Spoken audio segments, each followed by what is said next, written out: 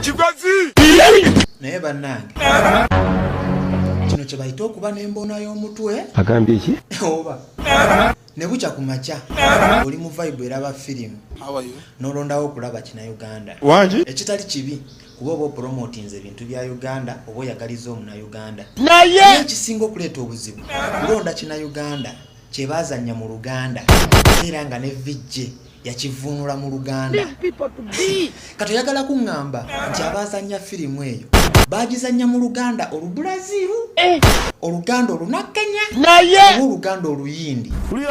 Vijje agenda kugivuunula nga gijja mu Luganda Oluyindi agize mu Luganda Oluna Uganda. Maliriza n'ebigambo bino. Ekyo kye bayita okuba n'omutwe engalabi oba kyokka wena n'otumbula abakulinaanye bonna n'obamalako emirembe olaba kina Uganda kiri mu Luganda ate kivuunule mu Luganda. Ugandan movie.